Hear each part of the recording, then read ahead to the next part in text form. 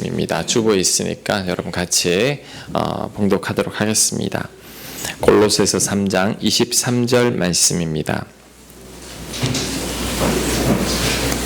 네, 한 목소리로 우리 같이 봉독하겠습니다. 시작.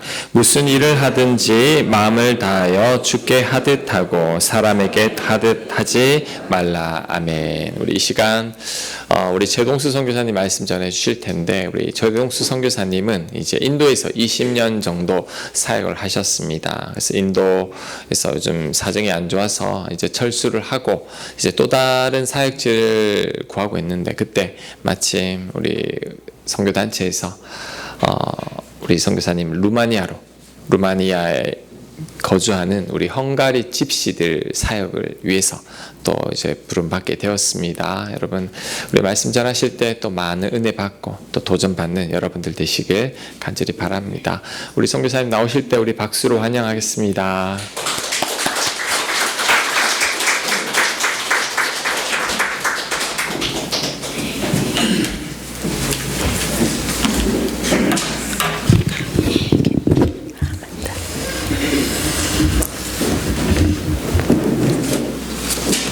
네, 반갑습니다.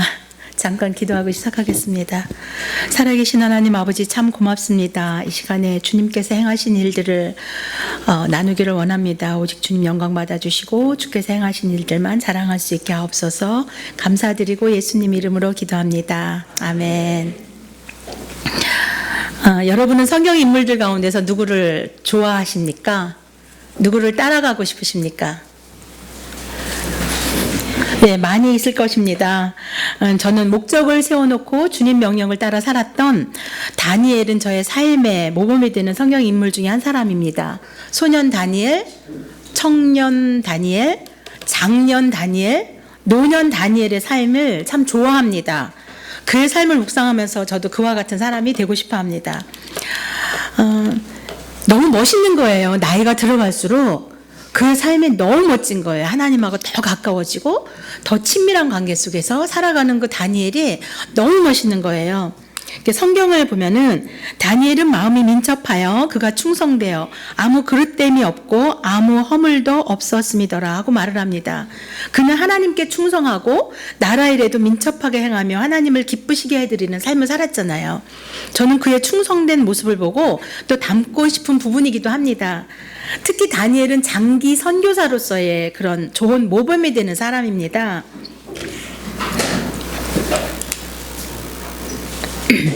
저는 외가로 3대째 예수님을 믿는 가정에서 아버지는 장로님, 어머니는 권사님 밑에서 신앙교육을 잘 받았습니다. 만 19세 때 성령님이 저에게 오셨어요. 빛으로 오셔서 지극히 내성적이던 저를 변화시키기 시작하셨습니다. 그때부터 제 머릿속에는 충성이라는 단어와 함께 나는 하나님 앞에 충성하는 사람이 돼야지, 나는 하나님을 기쁘시게 해드리는 사람이 돼야지, 이런 생각을 하면서 기도를 했습니다. 그래서 어떻게 하면 하나님을 기쁘시게 해드릴까, 기도의 자리, 말씀의 자리를 참 많이 찾아다니면서 기도하는데, 하나님께서 깨닫게 하시는 것은, 하나님을 기쁘시게 하는 것은 하나님이 원하는 장소에서 하나님이 원하시는 일을 하는 거라고 깨닫게 하시면서 선교로 부르셨습니다.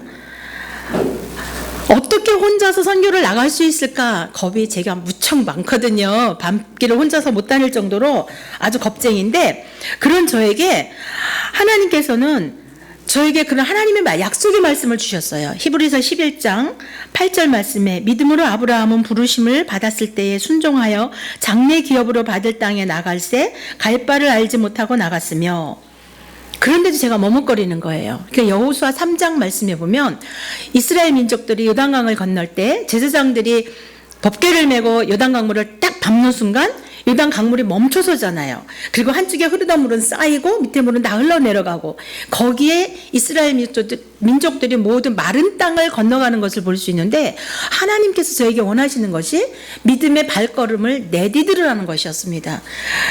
파송교회도 없고 파송단체도 없어서 망설이는 저에게 하나님께서 정말 순종할 수밖에 없도록 하나님의 말씀을 주셨어요. 기도하는데 이사야 45장 2절로 3절 말씀, 내가 너보다 앞서가서 험한 곳을 평탄하게 하며 논문을 쳐서 부수며 쇠빗장을 꺾고 내게 흑암 중에 보화와 은밀한 곳에 숨은 재물을 주어 내 이름을 부르는 자가 나 여호와 이스라엘의 하나님인 줄을 알게 하리라. 저는 꼼짝 못했죠. 하나님 다 하실 건데 가기만 하면 되잖아요. 그 약속의 말씀을 붙잡고 하나님의 말씀에 순종해서 1995년 4월에 인도로 발을 내디뎠습니다. 도착하자마자, 공항에 도착하자마자 하나님의 기쁨이 이 뱃속에서부터, 이 속에서부터 막 넘쳐나는데 하나님이 저를 보고 이러고 계시는 모습이 보이는 거예요. 너무 좋아가지고 막 이러고 계시는 거예요. 그래서 제가 하나님 그렇게 기쁘세요? 저 아무것도 안 하고 여기 인도에 왔는데 그렇게 기쁘세요? 하면서 제가 인도 생활이 시작되었는데 3일째 되는데 기도하는데 하나님께서는 크신 하나님이라 그러시는 거예요.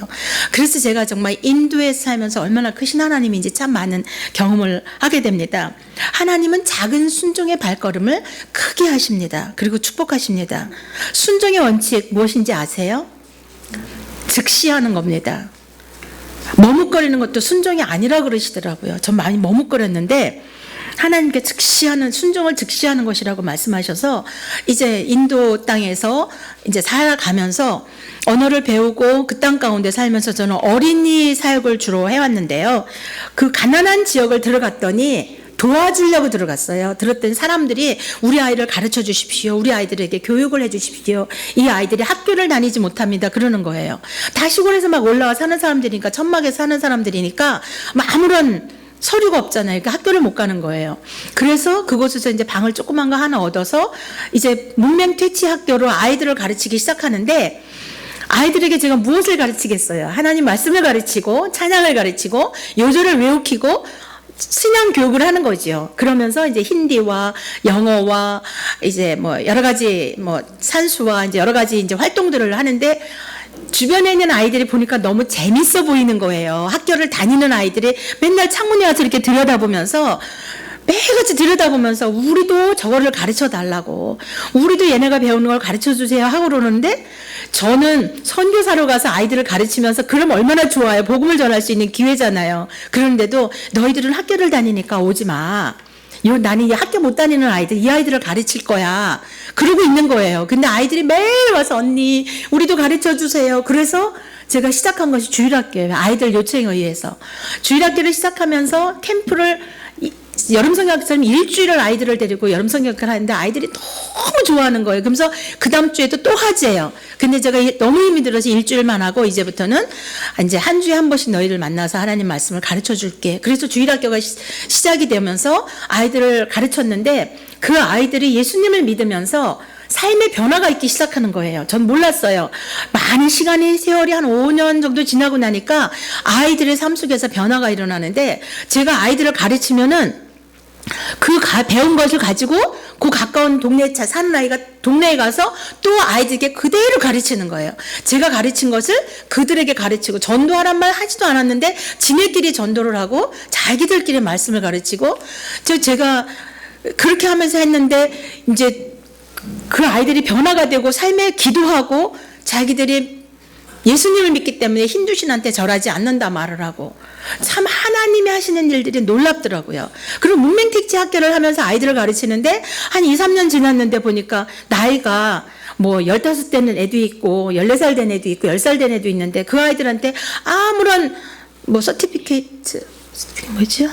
졸업장 같은 걸 줄 수가 없는 거예요. 그래서 그러면 이 아이들을 어떻게 할까 기도하면서 주변에 있는 그 근처에 있는 그냥 학교에, 그 나라에서 운영하는 그 학교로 이제 등록하는 과정을 저희가 했어요. 가서 다 서류 써주고. 근데 인도는 시험을 봐서 그 아이 실력에 맞게 학교에 들어가거든요. 그래서 이 아이들이 1년 동안 그 과정을 다 해서 학교를 보내고 나니까 언니 오빠 따라왔던 애기들이 5, 6명이 4살, 3살 된 애들이 5살 이런 된 애들 딱 5, 6명이 되는 거예요. 근데 이 아이들을 놓고 어떻게 해야 되나 고민이 되는 거예요. 거기를 문을 닫을 수도 없고 하자니 뭐 돈은 많이 들고 그래서 기도하고 있는데 팀에서 제가 팀 사역을 했어요. 예수전도단 안에서 기도하는데 하나님께서 거기 모인 그 아이들이 소중하다 그러시는 거예요. 그 자리에 있는 그 아이가 소중하다고. 그래서 유치원을 하기 시작했어요. 제가 뭐 유치원을 하려고 마음먹은 것도 아닌데 유치원을 하면서 이 아이들한테 신앙교육을 해야 되겠다. 가난한 아이들이니까 하나님 말씀을 가르치고 그다음에 예절교육을 해야 되겠다. 근데 그게 딱 맞아 떨어진 거예요. 부모님들이 너무 좋아하는 거예요. 그래서 아이들이 계속 몰려와서 아이들을 가르치면서 1년에 2번 부모님들 다 초청을 해가지고 말씀을 전하고 아이들이 또 했던 거 발표하고 발표가 뭐겠어요. 요절 외운 거 하나님 말씀 배운 거 그다음에 뭐 힌디 여러 가지 배운 거 이걸 발표하면서 이제 부모님들에게 복음을 전하는 그런 기회가 계속 생겼지요. 그렇게 하면서 너무나 재밌게 이제 문명택지 학교를 하고 이제 학교는 멈추고 주일학교와 이제 유치원을 하게 됐는데 그 유치원을 하면서 제가 그 지역을 떠나게 됐을 때 아이들이 주일학교 아이들이 저한테 꽃까지 갖다 주면서 고맙다고 예수님을 믿게 해줘서 고맙다 그러고 아이들은 나는 내 속에 예수님이 있어 이렇게 고백하고 이렇게 신앙으로 자라는 것을 보면서 너무나 감사했습니다. 그런데 인도가 카스트 제도가 강하잖아요. 많잖아요. 살아있어요. 그러다 보니까 아이들이 예수님 믿는 사람끼리 만나서 결혼을 해야 되는데 집안이 다 안 믿는 사람이다 보니까 그 카스트에 맞는 사람끼리 짝을 맞춰서 결혼을 시키는 거예요. 그러니까 이 아이가 신앙생활을 할 수가 없잖아요. 제가 참 마음이 아팠어요. 그래서 그것 때문에 기도를 하면서 하나님 저 아이들이 어느 곳에 있든지 주님께서 그 믿음을 지켜갈 수 있도록 해달라고 그렇게 기도를 하면서 이제 그 지역을 떠날 수밖에 없었는데 그러다 보니까 제 안에 남자 아이들에게 성경 공부를 시키고 남자 아이들을 키워야 되겠다 이런 생각이 들더라고요. 제가 여자임에도 불구하고 너무 미안한 거예요. 여자 아이들한테. 왜냐하면 이 아이들이 신앙생활을 잘하게 하려면 그렇게 해야 되겠다는 생각이 제 안에 딱 있었어요. 그러면서 이제 그 지역을 떠나고 그 다음에 이제 지금 그 지역을 이제 예수전도단 팀한테 이제 넘겨주고 저는 그 지역을 떠나게 됐어요. 그리고 지금도 하고 있는 유치원 그 마을이 이제 이곳인데요. 이곳에서 이제 유치원을 시작하게 됐는데 쓰레기 마을이라고 불러요. 뒤쪽에는 쓰레기를 잔뜩 쌓여 있고 그 길을 가려면 양쪽에 쓰레기를 다 모아놓고 사람들이 쓰레기를 줍고 화장실 청소하고 이런 천민들이에요. 그 지역을 들어가면 소망이 생겨요. 근데 그 지역을 딱 나오면 가기가 싫어요. 정말 가기가 싫어요. 그런데 기도하면 하나님은 소망을 주시고 그곳에서 해야 될 마음을 주시고 약속의 말씀을 주시고 가면 좋은데 가기가 싫은 거예요. 그 싸움을 제가 참 많이 하면서 하나님 앞에 참 많이 기도를 했어요. 그래서 세워진 유치원인데 이제 지금도 저희 현지 사역자가 이제 잘 하고 있고요. 이 지역에서 아이들이 너무 가난하니까 옷을 입고 오는데 우리는 왜 떨어지면 다 꼬매서 입히잖아요. 걔네는 꼬매지도 않고 그냥 떨어진 채로 오는 거예요. 신발도 신고 다니면 떨어지니까 들고 와요. 들고 막 떼어와서 학교 근처에 와서 신고 들어오는 거예요. 그래서 이 아이들한테 이런 상황인데 부모님들이 이제 우리 아이들한테 유치원복을 만들어서 입혀달라고 입게 해달라고 돈은 내겠다고 그래서 이제 유치원복을 이제 해서 입혔는데 이 아이들이 이게 지금 두 번째 장소가 계속 바뀌어요. 유치원 장소가. 근데 이 아이들이 겨울이 됐는데 12월, 1월 달에 안개가 많이 껴서 한 온도가 한 5도, 10도 이선이고 0도 이하로 내려가질 않아요. 근데 안개가 많이 끼니까 추워서 아주 사람들이 많이 옷을 껴입고 다니는데 그 스웨터도 못 사 입는 거예요. 우리나라 돈은 한 5천 원 되는데. 사실 5천 원 우리나라도 뭐 이렇게 싼 건 아니죠. 이 사람들한테 이제 비싼 거죠. 그것도 떼어다가 입힌 거거든요. 이것만 취급하는 데다가. 그래서 제가 이제 친구한테 이제 얘기를 했어요. 그랬더니 언니 내가 헌금을 할게. 아이들 옷을 다 입혀. 그래가지고 사다가 이제 입히고 부모님들도 너무 좋아하는 거예요. 그래서 이제 이것을 줄 때 그냥 준 것이 아니라 출석을 잘한 아이들 있지요. 출석을 잘한 아이들, 그 아이들을 상으로 주고 이제 이렇게 하면서 다 입을 수 있도록 이렇게 했습니다. 그래서 이 유치원 사역을 하면서 이제 여름과 이제 겨울 올 시잖아요. 이제 세 번째 바뀐 지금 하고 있는 유치원 장소인데 이 유치원을 하면서 아이들에게 매일같이 하나님 말씀을 가르치고 요절을 외우니까 아이들이 요절을 줄줄줄 외워요. 주기도문 줄줄줄 외우고 요절 열심히 외우고 뭐 그래서 아이들한테 나가 얼마나 소중한 사람인가. 주님이 저한테 아이들이 소중하다 그러셨잖아요. 그래서 제가 아이들한테 너는 소중한 사람이야. 너는 소중한 사람이야. 늘 그렇게 이제 얘기를 하거든요. 그래서 이제 아이들을 가르치는데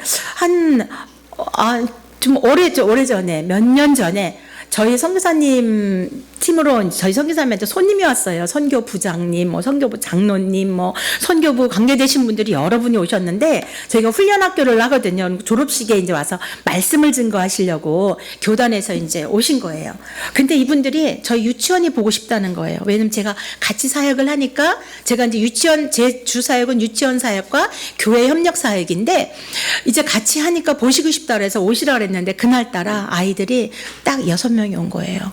감기 걸렸다고 안 오고 뭐 고향 간다고 안 오고 6명이 왔는데 손님들은 와서 이 아이들이 요절을 막 외우니까 너무 신기한 거예요. 힌디로 줄줄줄 외우니까. 그러니까 막 비디오도 찍으시면서 막 좋아하셨는데 저는 안에 제 마음에 너무 부끄러운 거예요.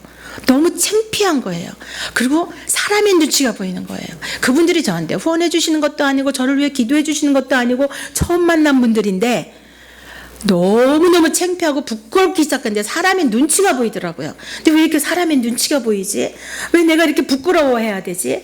막 유치원에 아이들이 몇 명 없다는 것 때문에 보여줄 게 없다는 게 갑자기 확 들어오면서 제 안에 막 부끄러운데 견딜 수가 없더라고요. 그렇게 생각하는 제 자신이 막 속이 상하는 거예요. 내가 왜 이렇게 이 사람들 눈치를 보면서 이렇게 내가 이렇게 마음이 힘들어야지? 도대체 나는 뭔가? 이런 생각에 제가 한 6개월 동안 너무너무 힘들었어요. 하나님 앞에 기도하면서 하나님, 도대체 제가 뭐 하는 사람입니까? 씨를 뿌리는 사람입니까? 땅을 파는 사람입니까? 열매를 거두는 건 아닌 건 아는데요. 저는 씨를 뿌리고 땅을 파서 씨를 뿌리고 키워야 되는 게 제 일인 건 아는데요. 도대체 내가 왜 마음이 이렇게 힘들고 어렵습니까? 이러면서 하나님 앞에 6개월을 울면서 기도를 했는데 너무 거기에 매여 있어서 이제 하나님 음성을 하나도 못 듣고 힘든 시간만 보내고 있는 거예요. 그러는데 어느 날 이렇게 전화기에 유튜브에서 예레미야 선지자의 그 영화가 딱 뜨더라고요. 그래서 그 영화를 봤어요. 예레미야 선지자 일생 아시죠? 평생 하나님 말씀을 예언할 때 너희들은 바벨론에 항복해야 된다. 그래야 산다. 얼마나 볼 때는 이 사람이 아주 완전히 이건 진짜 나쁜 놈이잖아요. 매국노잖아요. 그들을 입장에서 볼 때. 근데 하나님의 말씀만 선포하면서 그는 평생에 진짜 너무 힘든 삶을 살았잖아요. 그 영화를 보는데요. 하나님이 아무 말씀도 안 하셨어요. 저한테 뭐라고 아무것도 안 하셨는데 그 영화를 보고 나서 펑펑 울고 나서 다 해결이 됐어요. 아무 일이 없었듯이. 나는 내가 하는 일을 계속 하면 되는 거야. 아이들 가르치면 돼. 한 생명 소중하다 하셨으니까 따라가면 돼. 그러면서 제가 그냥 아무 일 없이 이렇게 지금까지 잘 했습니다. 그리고 이제 교회 협력사역을 해서 주일학교 사역을 하는데 이제 굿뉴스 클럽 우리나라에서는 세수식반이라 그래서 어린이 전도협회에서 계속 집 주변에 있는 아이들을 불러 모아 전도하는 프로그램이에요. 그래서 교회에서 아이들을 근처에 있는 아이들을 다 불러 모아 가지고 이제 이렇게 말씀을 가르치고 이 아이들을 이제 교회로 연결해 갖고 죄송합니다. 주일학교에 와서 이제 말씀을 배울 수 있도록 이렇게 하고 아이들이 이제 말씀을 잘 배울 수 있도록 이렇게 이게 왜 이렇게 했고요. 그다음에 주일학교 이제 캠프 저희가 1년에 캠프를 2번씩 해요. 아이들 말씀을 집중적으로 가르치려고. 그래서 이렇게 캠프를 하면서 아이들이 말씀을 가르치는데 아이들이 이때 이제 말씀을 더 집중적으로 잘 배우니까 저희 노는 프로그램 안 해요. 그 시간 남을 때는 같이 성경도 읽고 계속 이제 그렇게 해서 아이들이 말씀에 집중하고 말씀 안에 잘할 수 있도록 프로그램 전체를 이렇게 짜가지고 이제 하는데 이때 아이들이 신앙이 많이 자라더라고요. 하나님 앞에 그 고백해서 써낸 것을 보면은 아이들이 정말 주님 사랑하고 주님 말씀대로 살겠다고 고백하는 것을 볼 때 너무너무 감사하더라고요. 그러니까 처음에 이제 캠프를 할 때 제가 이제 이 캠프를 위해서 기도를 부탁하면서 재정이 이제 이 정도 필요합니다 하고 편지를 보냈더니 한국에 있는 많은 친구들이 이제 우리가 후원을 해줄게, 우리가 헌금해줄게 막 이러는 거예요. 그러니까 너무 좋잖아요. 근데 기도를 하는데 하나님이 그 돈을 받지 말라는 마음을 자꾸 주시는 거예요. 그 돈 받아서 하면 얼마나 좋아요. 근데 받지 말라는 마음을 자꾸 주시고 이 안에서 해결하라는 거예요. 인도 안에서. 마음이 어렵더라고요. 그 돈 받아서 하면 너무 편할 텐데. 그래서 어떻게 해요? 하나님이 받지 말고 이 안에서 해결하라는 마음을 자꾸 주시는데. 그래서 연락을 했어요. 다 차단을 했어요. 주님이 이 안에서 해결하기 원하시니까 죄송하지만 헌금 안 해주셔도 됩니다. 이렇게 맞고 그 다음에 이제 기도하면서 하나님 앞에 어떻게 할 것인가 기도하면서 있는데 우리 성도들 중에서 이제 기부금을 내놓기 시작하는 거예요. 우리 아이들을 우리가 가르쳐야 되니까 우리가 한번 해결해 봅시다 하고 광고를 했는데 사람들이 조금씩 이제 기부금을 내기 시작하는 거예요. 그래서 제가 리더들한테 쫓아가서 리더니까 좀 더 내야 되지 않겠느냐, 좀 한번 해봐라 얘기했더니 다들 너무나 기쁘게 돈을 다 주는데 넘치도록 주시더라고요. 그리고 저희가 아이들 캠프를 하면 밥을 먹여야 되잖아요. 근데 이제 저희 선교사님은 우리 성도들이 너무 가난해요. 남의 집 가서 청소하고 뭐 밥 해주고 이런 일을 하면서 돈을 버는 사람들이에요. 그렇게 해서 돈을 벌어서 겨우 15만 원, 20만 원을 벌어갖고 사는 사람들인데 이제 교회에서 이렇게 할 때 돈을 주면 너무 좋잖아요. 좋은 의도로 훈련학교 할 때마다 우리 성도들한테 이제 밥을 하라고 이제 돈을 줬어요. 그러니까 사람들 안에 어떻게 인식이 되었냐면은 교회에서 밥을 하면 내가 일당을 받는다. 가서 일을 하지 않아도 그게 박힌 거예요. 근데 저는 저하고 우리 선교사님 사모님하고는 생각이 달랐어요. 교회 하나님 앞에 헌신하는 건데 철저하게 헌신하도록 우리 가르쳐야 된다. 그러면서 광고를 했어요. 이제 돈 안 줄 거고 캠프할 때 밥할 사람 필요하니까 나서라 했더니 한 아줌마가 나섰어요. 내가 밥을 하겠다. 그러면서 자기 고향에서 온 사람들을 데리고 온 거예요. 교회도 안 다니는 사람들이에요. 자기 아이들만 교회 보내는데 고향에서 온 2명을 더 데리고 와가지고 같이 밥을 하기 시작하는 거예요. 그 돈 안 줄 거라 했더니 안다고. 그러면서 기쁘게 그렇게 봉사를 했는데 교회도 안 다니더니 이 아줌마들이 와서 밥을 하면서 이 사람들의 은혜를 받고 교회를 열심히 다니기 시작했습니다. 참 하나님이 일하시는 것은 너무 놀라워요. 그래서 지금도 계속 무슨 일이 있으면 이 밥하는 팀이 아예 아주 팀이 되어져 가지고 캠프를 하든 교회 훈련을 학교를 하든 와서 봉사를 하는 거예요. 우린 돈 받지 않고 하나님 앞에 하겠다고. 그리고 열심히 신앙생활을 하는 거예요. 참 놀라우신 하나님이지요. 하나님이 일하시는 방법은 참 놀라운 것 같아요. 그리고 제가 이 사진을 보여드리는 거는 와르샤라는 아이를 소개하고 싶어서인데요. 제가 주일학교를 교회에서도 주일학교를 했지만 근처에 있는 가난한 지역에서도 주일학교를 했습니다. 이 지역도 제가 이제 떠날 때 예수전도단 팀에게 넘겨줬는데요. 가운데 있는 아이가 와르샤라는 아이인데 이 아이가 이 주일학교에 와서 계속해서 말씀을 배우면서 저처럼 되고 싶었대요. 자기도 이렇게 하나님 말씀을 전하는 사람이 되고 싶었대요. 근데 이제 인도는 결혼을 빨리 시키거든요. 그러다 보니까 나이가 10대에 이제 DTS를 하러 바라나시에 가서 DTS를 하고 거기서 이제 스텝이 돼서 일을 하면서 그다음에 어린이 사역도 같이 하게 된 거예요. 거기 한국 선교사님이 있는데 이제 그 선교사님의 돌봄을 받으면서 그래가지고 이제 사역을 하다가 거기서 사역하는 형제를 만난 거예요. 그래서 결혼을 하게 됐는데 놀라운 것은 이 형제네 집은 힌두 집안이에요. 이 형제만 예수님을 믿어요. 그리고 힌두 집안이고 이 자매네 집은 예수님을 믿지만 아버지가 술고래예요. 근데 둘이 결혼을 한다 그러니까 형제네 집에서 아니 우리가 예수님을 믿는 며느리를 얻어오게 됐는데 우리가 이제 힌두신을 버려야 되겠다. 우리 이제 예수님을 믿어야 되겠다. 결단을 했고요. 이 아버지는 술고래였는데 내가 사위를 이렇게 믿는 사위를 얻게 됐으니까 나는 이제 술을 끊고 내가 이제 전적으로 해야 되겠다. 이 두 부모가 만나가지고 그렇게 약속을 하고 부모가 그래서 신랑 집에는 부모가 열심히 교회를 나와서 예수님 믿게 됐고요. 신부집은 이 아저씨가 술을 끊었어요. 그 좋아하던 술을 끊고 이제는 저희 훈련학교 와서 훈련까지 받고 그 지역에서 빈민가 지역에서 이렇게 아주 장로님으로 열심히 사역을 잘하고 있습니다. 한 사람이 예수님을 믿고 가정이 저렇게 만들어지니까 하나님이 그렇게 일을 하시더라고요.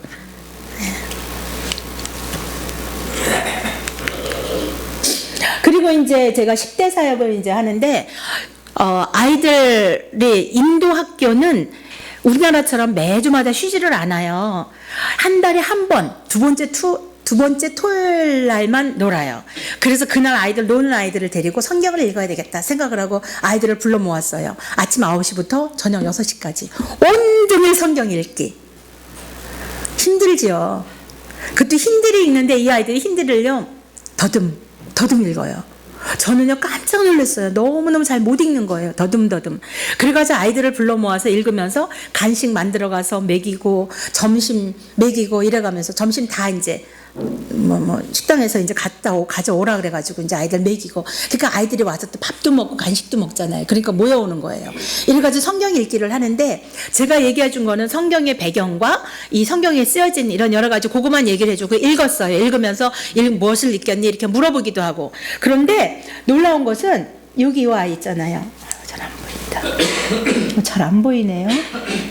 여기 이 아이가 성경 읽기에 따라왔어요. 친구를 따라서 와가지고 성경을 읽기 시작했는데 매달마다 오더라고요. 매달마다 와서 성경을 열심히 읽더라고요.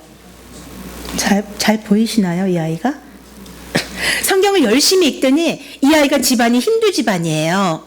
그래서 집안이 아무도 안 믿고 얘도 교회를 몰랐는데 친구 따라와서 성경을 읽더니 얘가 예수님을 만난 거예요. 제가 복음을 전하지 않았어요. 선교사한테 복음을 전해야 되는데 복음을 전한 것이 아니라 말씀만 같이 읽고 했는데 이 아이가 예수님을 만났어요. 그리고 캠프에 와가지고 또 말씀을 배우면서 이 아이가 정말 주님과 인격적인 관계를 잘 만나서 믿음 생활을 너무 잘하는 거예요. 근데 놀라운 것은 이 아이, 얘가 이제 아슈토시라는 아이인데 삶이 변한 거예요. 그 주변에 있는 사람들이 다 놀라는 거예요. 저 아이가 저렇게 변할 수가 있고, 사람들이 교회 가더니 변했어, 그렇게 얘기를 하고, 부모님이 우리 현지 목사님한테 쫓아와서 너무나 고맙다고, 내 아이가 달라졌다고. 그 주변 사람들이 이 아이를 보면서 사람들한테 교회를 가 이렇게 말할 정도로 아이가 삶이 변했는데, 이 아이뿐만 아니라 이 10대들이 교회 예배 찬양대원으로 일을 하고요, 주일학교에서 그 보조교사로 일을 하면서 열심히 봉사를 하고 있습니다. 말씀만 읽어도 하나님 놀라운 능력이, 말씀의 능력이 있는 거죠. 그래서 이제 캠프도, 주일학교뿐만 아니라 10대 캠프도 이렇게 매해마다 합니다. 그래서 성경 퀴즈도 하고, 저렇게 그 말씀 안에 있는 걸로 게임하고, 그러면서 요절 암송도 하고, 이렇게 캠프를 하면서 이 아이들이 삶이 조금씩 변화되어져 가고 주님을 따라가겠다고 하고. 근데 제가 이제 인도를 떠나게 되면서 다니엘의 삶에 대해서 정말 해주고 싶은 마음이 너무 많았었어요. 왜냐하면 이방 땅에 끌려가서도 그들이 믿음 생활을 잘했던 것을 보면서 지금 이 아이들이 인도가 정말 어려워지는 상황 가운데서 끝까지 하나님의 말씀을 붙잡고 살게 하는 그 모범의 삶을 보여주고 싶어서 했는데, 정말 이 아이들이 막 고백을 하는 거예요. 난 예수님을 내 삶의 첫째로 두고 삶을 살겠어요. 내가 어떤 환경이 돼도 내가 타협하지 않겠어요. 내가 어떤 상황 속에서도 끝까지 믿음을 지키고 싶어요. 그렇게 고백을 한 거를 전 주님이 들으셨다고 생각합니다. 그래서 그 아이들이 정말 힘든 상황이 와도 그 믿음을 지켜갈 거라고 저는 믿습니다. 그래서 이렇게 캠프하고 그 밥하는 팀이 계속 밥을 해요. 그 다음에 이제 여성 계몽사역으로 아줌마들이, 그러니까 남의 집 가서 막 청소해주고 밥해주고 이러는 일을 하잖아요. 그러니까 글을 못 읽어요. 말은 너무 잘해요. 이제 힌디 할 줄 아니? 그러면 읽고 쓰고 말할 줄 아는 걸 힌디 할 줄 안다고 말을 해요.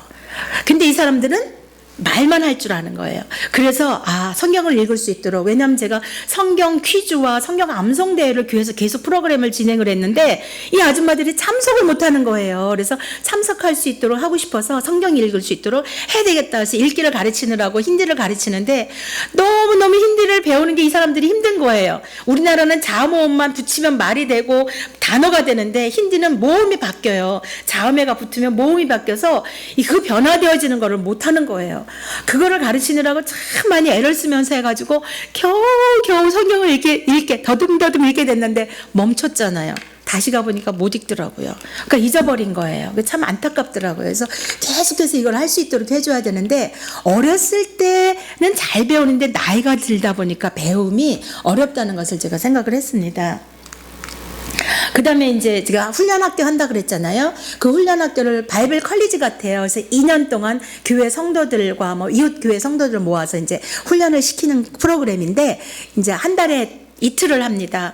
그렇게 하는데 이제 2년이 끝나고 나서 더 이제 배우고 싶은 사람이 1년을 더해서 이제 그분들 사역하고 있는 사람들 중에서 이제 목사 안수도 받을 수 있도록 저희가 이제 교단하고 연결이 되어 있기 때문에, 그런 프로그램에서 마친 사람들은 또 스텝으로 쓰면서 같이 이제 일을 하는데, 지금 몇 번 졸업을 시켜가지고 이제 훈련을 잘 받을 수 있도록 했고, 우리 10대들도 같이 와서 이제 그 토요일 날 쉬는 날 와가지고 이제 이렇게 훈련을 받고 이러면서 잘 성장하고 또 사역하는 사람들이 많이 있고요. 여성들은 주일학교에서 지금 열심히 또 사역하고 있고요. 이렇게 재밌게 이제 10대들 이제 성경 공부도 하고, 이제 아주머니들하고 이제 훈련학교 졸업한 사람들하고 이제 그렇게 같이 성경 공부도 하려고 준비도 하고 있었고, 여러 가지 계획들이 있었는데, 인도 비자가 이제 어려워졌어요. 비자법을 자꾸 바꾸더라고요. 그러더니 이제 더 이상 살 수 없게 만들어버린 거예요. 그래서 이제 할 수 없이 제가 그거를 3주를 남겨놓고 알게 돼서 잘 정리를 하고 나왔는데요. 제 안에 그래 인도엔 들락달락 하면서 해야 되겠다 이런 마음을 가지고 있었어요. 그래서 하나님께 기도를 했어요. 하나님 저에게 2, 3년의 기회를 더 주시면 제가요 가서 그 주일학교며 10대며 그 성경 공부하는 거며 이런 모든 부분들을 제가 더 잘 섬길게요. 저에게 네 제가요 이러면 제가 이렇게 할게요. 제가 이렇게 할게요. 이러고 있는데요. 하나님이 하셨다는 거예요. 저는요 물론 하나님이 하셨지요. 그렇지만 저는 그저 제가 참 많이 했다고 생각을 했어요. 근데 하나님이 하셨다 그러면서 이 말씀이 생각나게 하시더라고요. 일을 행하시는 여호와 그것을 만들어 성취하시는 여호와 그의 이름을 여호와라는 이같이 이르시도다. 돌아보니까 하나님께서 안 하신 것이 하나도 없는 거예요. 처음 시작부터 끝까지 제가 무슨 계획을 한 것도 아니었어요. 하나님이 일을 이끌어 가셨고 저는 따라갔고 하다 보니까 일을 했지 제가 한 게 없더라고요. 그래서 맞습니다. 그냥 마음에서부터 그냥 확 나지더라고요. 아 그래 하나님이 이들을 돌보실 거야. 하나님이 이 아이들을 잘 키우실 거야. 이런 마음에 제가 확 놓아지면서 저희 본부에서 이제 다른 지역 가라고 소개시켜준 여러 나라 중에서 그 헝가리 집시에 대한 마음이 있더라고요. 그래서 이제 거기를 정탐을 이번 여름에 갔다 오면서 제가 마음이 너무너무 마음이 편안하고 감사한 거예요. 그리고 유치원에 대해서 재정이 부족하잖아요. 그것도 어떻게 해야 되는데 하나님이요. 소원할 사람은 붙이시더라고요. 그래서 인도는 걱정하지 말고 헝가리 가라 이러시는 것처럼 저한테 처음 그 사인이었습니다. 그렇게 해가지고 제가 이제 헝가리를 다녀왔는데요. 그 헝가리를 갔는데 전 이제 헝가리라고 생각을 하고 갔어요. 갔더니 국경 지역이라 루마니아더라고요. 헝가리와 루마니아 국경 지역이더라고요. 그래서 그 국경 지역을 가게 됐는데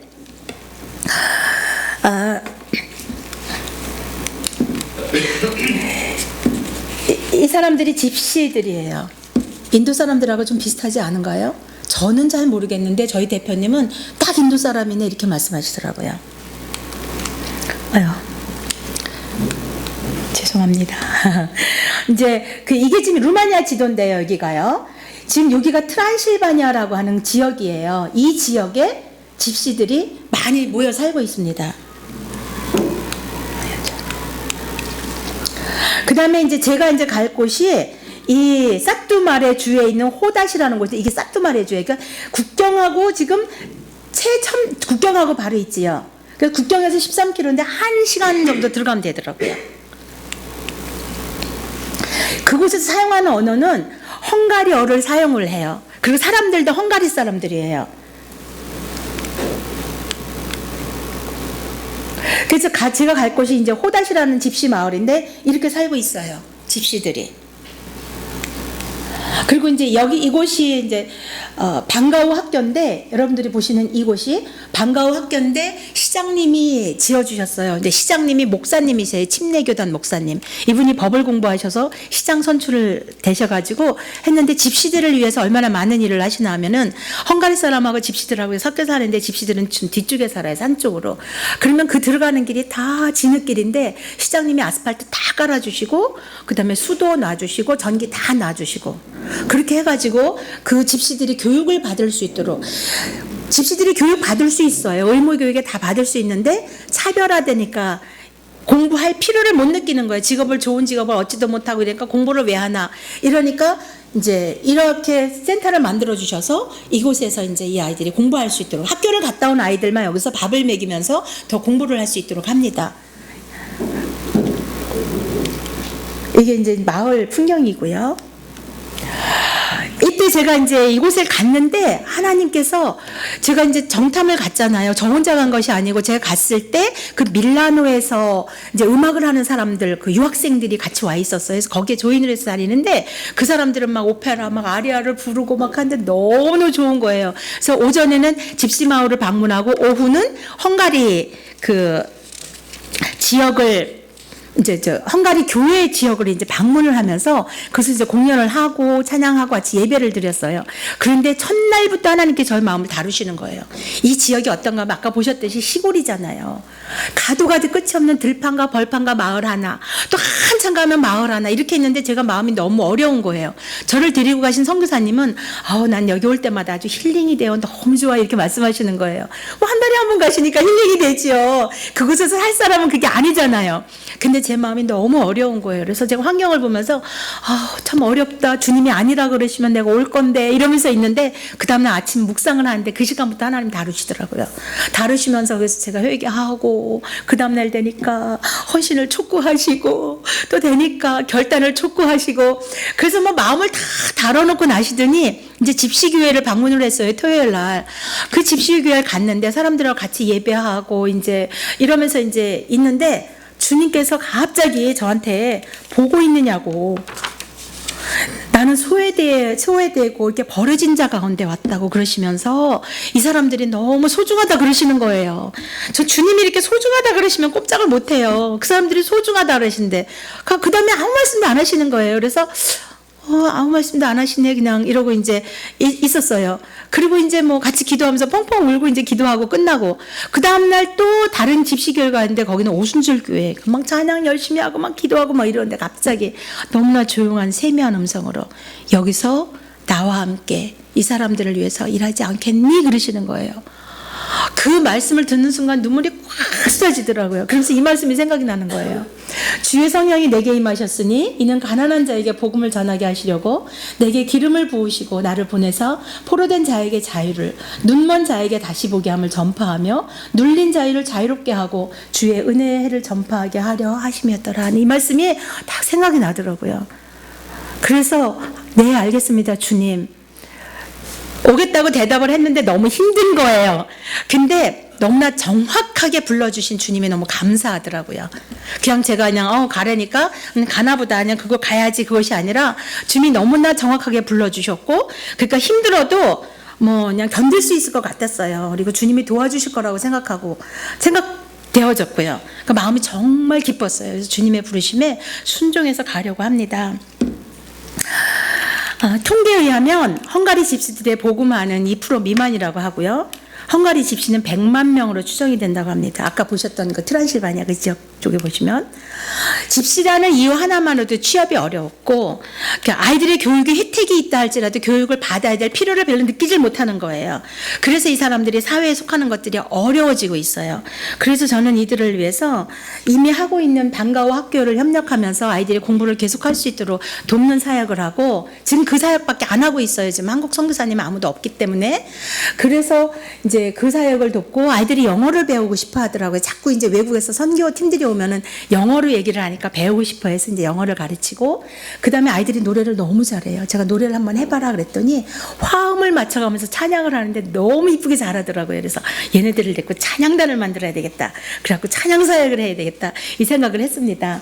그리고 이제 제가 언어가 이제 한 2, 3년 되면 이제 좀 제법 될 거거든요. 그러면 그때 이제 주일학교 사역을 하고 그 다음에 이제 10대 제자 훈련하고 그 다음 밖에서 놀고 있는 아이들이 와서 이제 책을 읽을 수 있도록 도서관도 이제 열어서 이렇게 아이들이 좀 더 어울릴 수 있도록 하면 어떨까 이제 제 안에 이제 이런 생각을 하면서 기도하고 있습니다. 그래서 아이들의 미래를 열어주는 이런 사역을 하면 이 아이들이 좀 더 나은 삶을 살지 않겠는가 이런 생각을 해봤습니다. 저는 하나님께서 인도에서 삶을 살아가면서 하나님께서 저희 가르치신 것이 두 가지가 있어요. 한 가지는 한 생명의 소중함이에요. 하나님께 기도하면요, 그 아이들이 소중하다 그러시고, 또 기도하면요, 그 아이들이 소중하다 그러시고, 하나님, 저도 많은 아이들에게 복음을 증거하고 싶어요. 기도하면요, 한 생명을 소중히 여겨야 더 많은 아이들을 할 수 있다고 그러셔요. 그래서 한 생명을 소중히 여기면서 유치원에서 아이들 소중하다고 생각하고 그렇게 하면서 가르쳐 왔는데 수백 명의 아이들이 지나갔더라고요. 그래서 그 아이들이 이렇게 복음을 들었더라고요. 참 감사하지요. 그리고 또 한 가지는 가르치신 것이 뭔가 하면은 순종하는 삶이에요. 제가 순종을 잘하는 사람도 아니에요. 근데 하나님은 순종하는 삶을 가르치셔요. 저는 충성하고 싶은 사람이라 그랬잖아요. 저는 정말 충성하고 싶은 사람이었어요. 몸과 마음을 바쳐 충성을 하는. 저는 그게 너무 좋았고 그렇게 하고 싶었어요. 하나님께. 그런데 하나님은 저한테 순종을 가르치셔요. 순종은 즉시 하는 거라 그래서 더 이상 머뭇거리지 못하고 이제 인도를 나갔는데 한 10년쯤 지나니까요. 하나님께서 순종은 끝까지 하는 거라 그래요. 우리 다 알고 있는 거예요. 다 알고 있는 건데 하나님 순종은 끝까지 하는 거래요. 저 그날 앉아서 펑펑 울었어요. 그런데 하나님께서 깨닫게 해주신 것이 끝까지 하는 것이 제가 혼자 가는 것이 아니라 주님이 앞서가고 제가 따라가면 된다는 걸 가르쳐 주시더라고요. 아, 그게 순종이라구나. 주님께서 가실 때는 뒤만 따라가면 되는 거야. 그러니까 마음이 좀 편안해지면서 그래, 믿음을 업그레이드 시켜주시네. 그런데 몇 년 전에 새벽 기도를 하는데 제가 이제 델리에 그 한인교회가 저희 집 근처로 이사를 왔어요. 건물을 사가지고. 그래서 차로 10분 걸리는 거리 와서 그때부터 새벽 기도를 이제 갔는데 너무너무 행복한 시간이었죠. 우리 새벽 기도 계속 다니니까. 근데 그때 기도하는데 하나님이 순종은 그러시면서 또 가르치시는 거예요. 또 무슨 말씀 하시려나? 막 이제 이러고 있는데 하나님이 말씀하시는 것은 다 하는 거래요. 너무 힘들더라고요. 반 순종도 순종이 아니래요. 왜 하라 그래서 반 정도 가면 잘한 거 아니에요? 그것도? 그래서 가다가 중지못하면 아니 간만 못하니라 우리나라 말은 있지만 저는 가다가 중지해도 간 것만큼 이득이다 이렇게 얘기하면서 시작하거든요. 근데 반순종도 순종이 아니래요. 그러면서 이해되지 않아도 하나님이 말씀하시는 건 따라가는 거라는 거예요. 너무 힘들었어요. 진짜 그 시간에 혼자 새벽 기도 시간 앉아서 펑펑 울면서 어떻게 끝까지 그 말씀하신 것을 다 따라가야 되는가 막 어깨에 짐이 이만큼 어깨에 올려진 것 같은 그런 느낌이 들더라고요. 그런데 하나님이 믿음을 업그레이드 시키신다는 생각이 감사하더라고요. 그래, 할 수 있는 데까지 뭐 말씀하신 대로 뭐 따라가고 순종할 마음을 주시겠지. 그러면서 이제 기도를 하는데 하나님께서 순종을 하는 삶을 살아갈 때 충성이라는 열매가 맺힌다 그러셔요. 제가 충성하고 싶은 사람이라 그랬잖아요. 그러면서 순종을 가르쳤는데 그렇게 순종의 삶을 살아야 충성이라는 열매가 맺힌다는 걸 가르쳐 주시는 거예요. 그래서 저는 끝까지 충성입니다. 끝까지 순종을 합니다. 순종이 어려운데 그렇게 순종을 하는 삶을 살아야 충성의 열매가 맺혀질 것이기 때문에 그 삶을 살기로 저도 결단하고 그러려고 많이 노력을 합니다. 급변해가는 세상 가운데서 우리가 우리 아이들을 쫓아다니면서 지킬 수도 없어요. 돌볼 수도 없어요. 눈에서 멀어지면 이 아이들은 뭘 할지도 몰라요. 그렇지요? 그런데 오직 하나님의 말씀만이 우리 아이들을 지킬 수 있다고 저는 생각을 합니다. 제가 다니엘 좋아한다 그랬잖아요.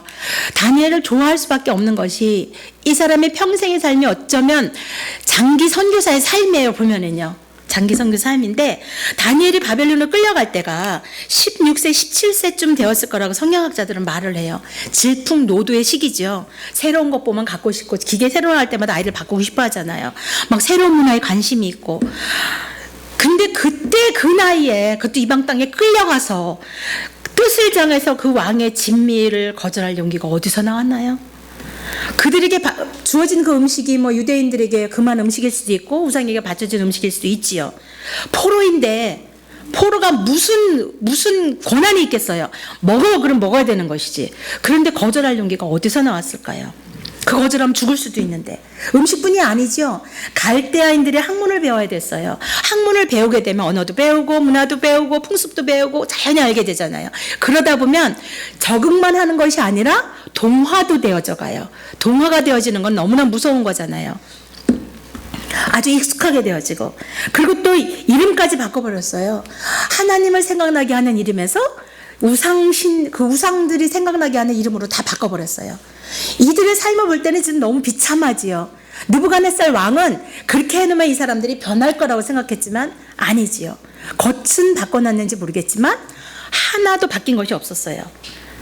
그렇게 오랜 세월을 그 땅에 살면서 하나님을 경외하는 삶을 살았잖아요. 어떻게요? 오히려 나이가 먹어가면서도 하나님과 친밀한 관계로 살아간 다니엘을 보면서 생각되어지는 것은 그가 어렸을 때 하나님의 말씀을 배움받았고 그 말씀 가운데 살았기 때문에 그 말씀들이 그를 인도해 줬다고 저는 생각을 합니다. 그래서 볼 수 있잖아요. 그가 평생 하나님 앞에 기도하며 살았지요.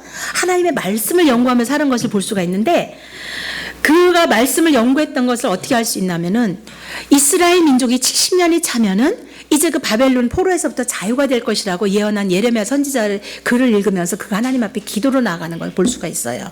그것을 볼 때 그가 정말 평생에 하나님 말씀을 연구하며 기도하며 살았다는 것을 알 수가 있지요.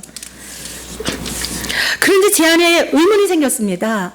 아니, 이스라엘 민족들이 바벨론으로 끌려갈 정도로 우상신을 너무 많이 섬겨서 바벨론으로 완전 나라가 망하고 끌려갈 정도가 되었는데 언제 다니엘과 그 친구들이 하나님의 말씀을 배울 수 있는 시간이 있었을까? 다 우상숭배에 빠져 있어갖고 나라가 다 엉망이었는데 언제 이런 일들이 있었을까? 너무나 궁금해지는 거예요. 분명히 그 어렸을 때 배운 말씀 때문에 이게 이런 삶을 살았는데 언제 이런 일들이 있었을까? 도대체 무슨 일이 있었을까? 이게 너무 궁금해서 성경을 계속 찾다 보니까 요시야 왕 시대 때더라고요. 그러니까 이 요시야 왕 때에 종교 개혁이 일어났잖아요. 모든 개혁이 일어났는데 그 전에 하나님으로부터 선한 왕이라고 이렇게 불림을 받았던 사람들도 보면은 우상은 다 없애버렸지만 산당은 그대로 있었더라. 성경에 보면 그렇게 나와 있거든요. 그러니까 산당이 있어서 백성들이 거기 가서도 막 이렇게 제사를 드리고 이런 걸 볼 수가 있었는데 요시야 시대 때는요, 아예 우상 딴지 생각나게 하는 모든 것들은 다 무시 없었어요. 아무것도 없었어요. 뭐 보면 남창도 없앴다, 뭐도 없앴다 성경에 나오는데요. 다 없앴어요. 산당까지도 다 부셨어요. 다 가루로 부셔가지고 시냇물에 버렸다고 말을 하고 있어요. 성경에 보면은. 그러니까 아주 온전히 하나님만 섬길 수 있도록 모든 백성들이 다 하나님 앞으로 올 수 있도록 그렇게 했습니다. 그래서 모든 백성들이 하나님 앞에 예배하고 하나님만을 섬길 수 있도록 하는 그 시대에 다니엘과 세 친구들이 태어났고 그때에 하나님의 말씀을 잘 배움을 받아서 기초가 되어졌던 거예요. 그러다 보니까 이들이 바벨론으로 끌려가서도 그 배웠던 그 하나님의 말씀으로 인해서 그들의 마음이 빼앗기지 않고 끝까지 그 믿음을 지키며 오히려 하나님의 하나님 되심을 그 민족들 가운데 보여줬잖아요. 오히려 이방 왕까지도 다니엘의 하나님을 섬기라 이렇게 말할 정도로 그가 그런 삶을 살았던 것이 그 말씀을 잘 배웠기 때문이지요. 다니엘이 그렇게 이방 땅에서 하나님 말씀을 잘 지키며 하나님의 하나님 되심을 증거하며 삶을 살았다면 지금 이 시대에 혼란하다고 하는 이 시대에도 우리 아이들도 그런 삶을 살 수 있다고 저는 생각합니다. 우리가 하나님 말씀을 잘 가르치고 잘 살아갈 수 있도록 인도한다면 말이죠. 그리고 우리가 하나님 말씀대로 살아가는 삶의 모범을 보여준다면 우리 아이들도 그런 삶을 살 수 있다고 저는 생각합니다. 그래서 저는 이제 헝가리에서 이제 그 아이들이 또 하나님의 말씀대로 살아갈 수 있도록 하기 위해서는 이제 헝가리로 가는 것이고요. 헝가리 집시들을 위해서 가는 것이고요. 여러분 또 한국 땅에서 이제 그 일을 하시는 것이지요. 지금까지 하나님은 제가 한 것이라고는 그냥 하나님이 길을 인도해 주시는 대로 이렇게 따라갔을 뿐인데 하나님이 다 하셨어요. 그래서 헝가리 집시들을 향한 마음을 품고 제가 갈 때 또 하나님께서 이렇게 하실 거라고 저는 믿습니다. 저는 그래서 골로새서 3장 23절 말씀에 무슨 일을 하든지 마음을 다하여 주께 하듯 하고 사람에게 하듯 하지 말라 이 말씀을 좋아합니다. 사람들을 눈치 보지 아니하고 하나님 앞에 하듯이 하나님 앞에서 그 일을 감당하기를 원하는 것입니다. 부끄러운 모습이 너무 많지요. 그렇지만 이런 말씀을 생각할 때마다 그렇게 살고자 결단할 수가 있기 때문이지요. 그래서 어린이 사역을 하는 것이고요. 어린이들을 가르치는 일에 온 마음을 다하여 쏟아서 그들이 그렇게 하나님의 사람으로 잘 자라도록 커가는 모습들을 보기를 원합니다. 제가 주님 앞에서 이렇게 한결같이 꾸준하게 충성을 다하며 순종의 삶을 살아갈 수 있도록 여러분들이 기도할 때마다 기억해 주십시오. 그렇게 할 수 있도록요. 지금까지 하나님은 저에게 너무나 크신 하나님이셨어요. 그리고 선한 목자가 되주셨고 너무나 좋은 상담자셨어요. 제가 어떤 이야기를 가지고 나가도 하나님은 그걸 다 듣고 저에게 답을 해주시고 인도해 주시는 분이셨죠. 너무나 좋은 친구 되시는 아주 신실하신 분이셨어요. 그 무엇보다도 너무나 오래 참으시는, 정말 오래 참아주시는 너무 좋으신 아버지세요. 참으로 좋으신 주님이십니다. 하나님 최고입니다. 하나님께 영광을 돌려드립니다. 아멘.